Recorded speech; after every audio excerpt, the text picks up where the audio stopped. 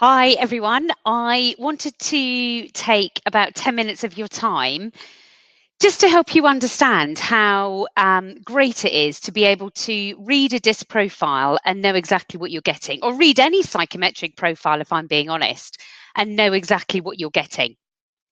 And we've done Chloe's here, so you should be able to see my screen. And what we've done is Chloe, who works for us for CMR, this is the profile we got on Chloe when she first started working for us nearly a year ago. And I guess it'd be interesting to see what we would be getting now. But I wanted to give you a flavour of what we do for our clients between first and second interview, so that you really get the chance to understand what a profile can give you, but more importantly, understanding that profile. So let's take a look at Chloe. So internal is how the candidate or the individual is in everyday life, and external is how they're likely to be behaving in the job that they're doing. And at the time, Chloe was studying and job hunting. So that's what's really important to understand. What do they consider to be their job at that moment in time when they complete it? So we're going to talk about Chloe to start with on her internal profile. And Chloe is what we call a very high I. So she is very, very good at talking. She loves people, loves engaging with people, loves being around them, and also likes to feel like she's of value. So she does need praise and recognition to feel her self-worth when she's doing anything or working with people. Her S is on the middle line, and her S is her desire to operate in what we call the known sphere. So does she know what's expected of her by when and how she's going to do something? So her preference is to be in the know, and she's likely to make lists in her personal life, in her work life, and she certainly feels a good sense of achievement when she's sort of ticked those things off a list. Her S is also below her I, so not only is she able to deal with change or when a curveball is thrown at her because her S isn't too high, she's also able to respond to the unknown. So Chloe is very good at thinking on her feet and even blagging it a little bit. She's able to buy herself time in a given situation. So this kind of graph would be very, very good with customers, possibly sales support, possibly customer services, but you're getting a flavour of what kind of individual Chloe is without meeting her, just from the DISC profile. The C is above the middle line, and the C is her attention to detail, her need for information and knowledge, and her need to be accurate. And she prefers to be accurate than not. However, she is practical, so she's not a perfectionist by any means. So she won't dot every I and cross every T. Her D is well below the middle line, and this is how goal-orientated or ambitious she is. She doesn't have a need to be hierarchically ambitious, because for Chloe, her self-motivators and her drivers come from people and ticking things off a list. So she's task motivated and people motivated as opposed to goal motivated.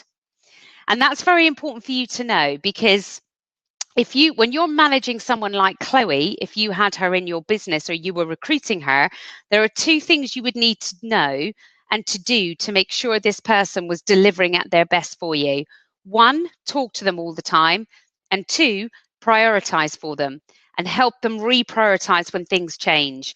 Because if they feel in control and of value, this person will be amazing for you. And we've seen this in the last year with Chloe. When Chloe completed the graph, she was studying very hard. She was coming to the end of her second year at university. So you can see her C, her external profile, the job profile, if you like, her day-to-day job was at university. Her C has skyrocketed and her I has dropped. So she was getting bogged down in detail, and it wasn't her preferential style because she didn't feel it was a value, but she had to dot every I and cross every T. Her S also dropped. She was in the middle of a lot of different things at the time, and she was trying to juggle them all, possibly also securing a placement with us. So that was also something she was trying to juggle. Now, we can all change a little bit, and we do expect external graphs or people's work graph to be slightly different from their internal.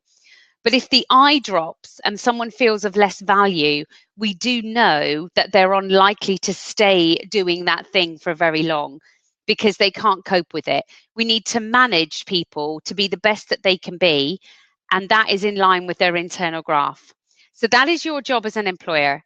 Are you managing your people, and are you taking people on in the way that you know you can manage them to uphold their internal graph? Because if you can uphold somebody's internal graph, you will be getting an amazing person.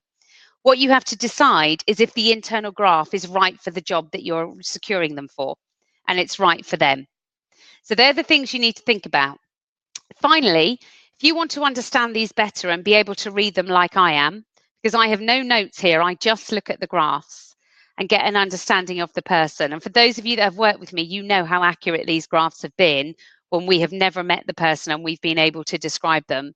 So if you want to know how to read these graphs, and more importantly, how to get the right second interview questions from them, come along to our workshop on the 16th of May at the Novotel at Heathrow from 10 till 3 p.m. And we'll hang around for longer as well, so you can have some one-to-one time on discs if you need it. So my name is Charlie Ryan. Lovely to see you all. I hope you find this of value.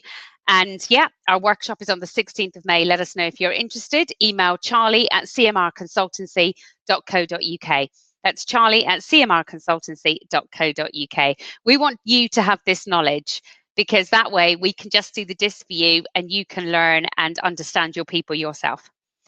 Have a good evening. Bye-bye.